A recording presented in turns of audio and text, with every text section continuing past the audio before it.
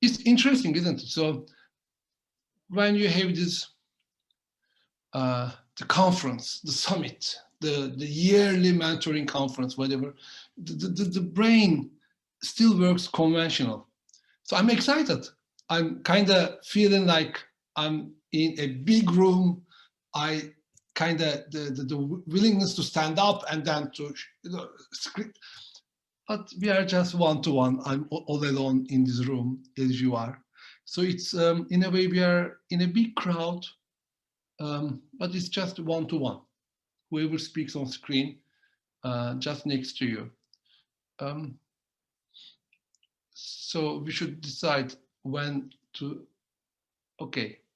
So maybe before we start, we can do our regular morning exercise. Some of you have already joined our Friday sessions because we use pretty much the chat function. Maybe I can invite you, like Sonata just did. You can put from which city where you're joining us today on the chat.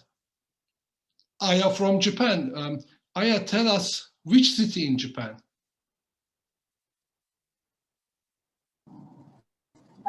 I'm in the bus, so I cannot. Okay. I cannot put my face on. Sorry, but I'm in Yokohama now. Perfect. Pleasure having you here. So it's not too late, isn't it? Just end of the day over there, I hope. It's 5 p.m. It's not so late yet. But at the end of the day, it's going to be like midnight. So the week is already over for you. We're just starting the last day. Yes. This wonderful Friday, yeah. Thank you. Good. We have somebody from Chile, Francisco. I don't see you on the screen, but good morning. A very, very early morning, I suppose. Or good night. Good morning. Hey, Francisco, are you on your way to bed or? No. I'm here in my office inside. Okay. Because all the people in this house is sleeping. It's lovely. And I missed in the chat, I have see here, wonderful, from Ohio. Okay, Brenda. Hey, Brenda. It's got to be very early for you as well, isn't it? Anyway, so good morning. And good morning. Good morning. It's 4 a.m. 4 a.m. Wow, such a commitment. We do appreciate that. So amazing, isn't it? And we have lots of familiar, wonderful, nice faces all over from Europe. But also, if I pinpoint some names from outside of Europe, I see Kenya here. Kathleen. Kathleen, are you? Yes, good morning, everybody. Good morning. So time zone wise, we don't really pitch it. So you are in the same time zone. No, I'm awake at this time. Okay. You don't get credit for that. No, exactly. And we have a few people from the Gulf region. I see Khalid from Kuwait. Is it correct? Yeah. And I had, yep, lots of, you see, you can check the chat. And I'm not going to name any name, but it's so lovely to be all together with all of you. For me this morning, it's almost kind of lunchtime for me, but anyway, so it's morning still. Yeah, it is. Good morning. Sorry, mic was muted. So it is 2 hours ahead of CT. So it is 11 a.m. in the morning. Yeah, we share the same time zone. So, all right, perfect. So I think this is a good time to start. I see some hardworking volunteers in our organization. I see some country presidents here. Again, I'm not going to name any name. And I see some active volunteers in our volunteer groups on international level. And I see Global Executive Board members here. So welcome you all. We are, in a way, practitioners. We are at the same time the beneficiaries. And we are also here to develop and to promote the best practice. And today is the day. And I was just chatting with Tony and Andy. I'm not going to do any introduction right now, Tony, Andy, so that we see you there. The trick of such meetings, I think we all do really believe in mentoring, don't we? So we are already converted here. So, what are we going to talk? I think it's all about benchmarking. It's all about hearing the best practice. It's all about hearing what doesn't work. And also to celebrate each other, to congratulate each other. So it's a bit like self-fulfilling prophecy. But from time to time, we need that. And this is the time, this day, with so many wonderful, excellent speakers we're going to have. This is really the day to do it. So if you allow me, maybe I will start with sharing a few highlights with some questions. Some of them are personal level, my curiosity, and some of them will reflect what EMCC is doing in that domain. One of the things I am so happy to tell you, and I see some of the names in this work group, we now confident in our position to really propose a definition for mentoring. Wow, it's not a big achievement, isn't it? After 25 years, going back to the square one. But it requires to revisit those things. And it's a living thing, because the cultures change, technology change, the way of life change, and the applications of mentoring change. So that's why we are in a position to, maybe I can just put it on screen if I can manage it. It's just, well, I think I won't be able to do it. Well, I will try to do it in a second. So basically, our work group spent quite an extensive time to look and to talk. Maybe most of you have also, some of you have already been approached to get the input from different parties in order to really to understand what's the broad range of mentoring today. And we are in the process to share this definition with the council and the membership and everything next week. And I'm going to share it in a minute with you, which is not for the first time it's been shared. We already consulted a lot in other conferences.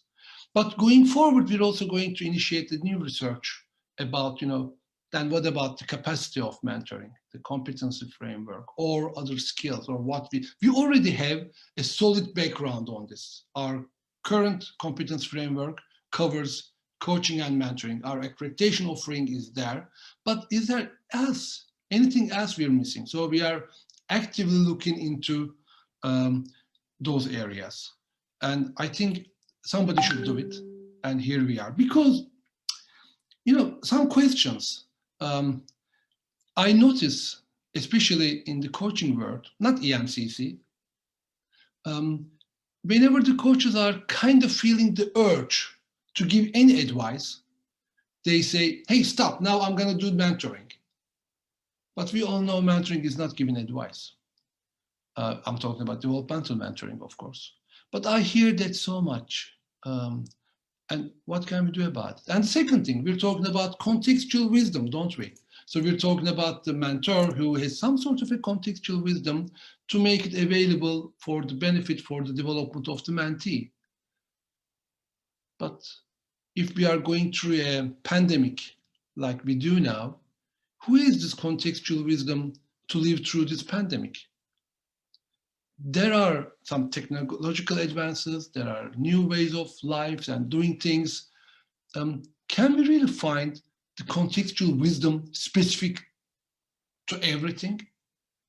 And then what it means for the mentors to be comfortable in the unknown. Because, these are the things that we're going to ask those questions, because we all know that everybody's experience is unique to themselves. At the same time, mentoring is there as the best investment in human capital development. We have seen so many empirical studies. We even conducted one years ago as a joint venture, and it turned out to be the best investment for human capital development. But still, contextual wisdom is the topic, the role model. If nobody ever overcome the pandemic, how can he or she be the role model to overcome this? And they can, but how? We will see. And Tony, sorry, I will just take it from your example. Tony was just saying that those who experience it, like it, and they are the advocates of it, but it's very difficult to explain, to bring it to the new companies, especially smaller scale companies, the SMEs, or maybe it's cultural. Some cultures, company cultures, is not really open until they try. And how can we make it that they try? The organizational models are changing. We see so many flat organizations. We are even talking about no organization. We're talking about multi-level stakeholder management. So when I started my banking career, there were people who were just waiting for me to instruct them what to do. Today, I cannot instruct anything to anybody. But I do still perform based on other people's performance. It's a big question for today's management and leadership issues. And I think mentoring has a role to play there too. The role of the minorities, women, the emancipation of the unprivileged ones. We will hear today, mentoring has an amazing role to play. What can we do for it? How can we make it more available? And like everything, are we under a big threat? Technology? Is it gonna get rid of the mentors? Just one app finding, the cumulative knowledge, the wisdom of Google is really can beat any one of us. But then where's the reflective practice? Where is the human touch? Maybe, and as I say, I said it a couple of times in different speeches, I have a big claim. I say none of us will lose our jobs to a robot, but most probably we'll lose our jobs to somebody who knows how to work with a robot. And when I say robot, I'm talking about these apps, algorithms, or whatever. So where is the mentoring word when it comes benefiting from the developments in technology? So these are all big questions. And some of you, I know you have the answers. So that's why I'm here today to listen to you, to learn from you. Altogether, hopefully we will increase our contribution. I will call it to this practice. And I will finish. I'm excited, I'm definitely excited with coaching as well, supervision as well. But mentoring has a special place for me. It's very personal because I think mentoring is kind of offering a utopic, an ideal world, is non-judgmental dialogue. How directive we will be deciding depending on the situation. It's a social equalizer, and it really aims at a society where anybody who has any contextual wisdom make it available for others to develop. Amazing, isn't it? I really want to live in such a community. And we are here, we are the advocates, the ambassadors, the catalysts of such a change. So that's why I don't want to exaggerate. I'm already talking to the convert, I know. But I think we should also take this responsibility, help each other, collaborate together, and stay connected and enable more and more resources so that we can fulfill the big promise of mentoring in the world we live in. Because today the challenges are not only about the single individual, it's about the whole humanity, and it's even more. The climate challenge is in some countries in the core of the agenda, and for some other countries it's still something to talk about in the future, but it's real. It is there. We just had a rain yesterday, 15 minutes, the whole city is blocked. So that's why the promise of mentoring is not only today about individuals, the privileged ones, but also the whole society, the whole community, but also the world we live in, the planet, the sustainability, everything. So I think, anyway, you are not here to listen to me, but I took my chances to share some of my talks. And I would like to pass the floor. There's no floor, but just, somebody just turn on, unmute himself, and Tony has already did it. Well done, Tony. To invite Tony and Andy to share their talks. I will say something. Tony has been a great advocate, not only an advocate, a supporter, but also a leader in this domain. He is a true believer in mentoring.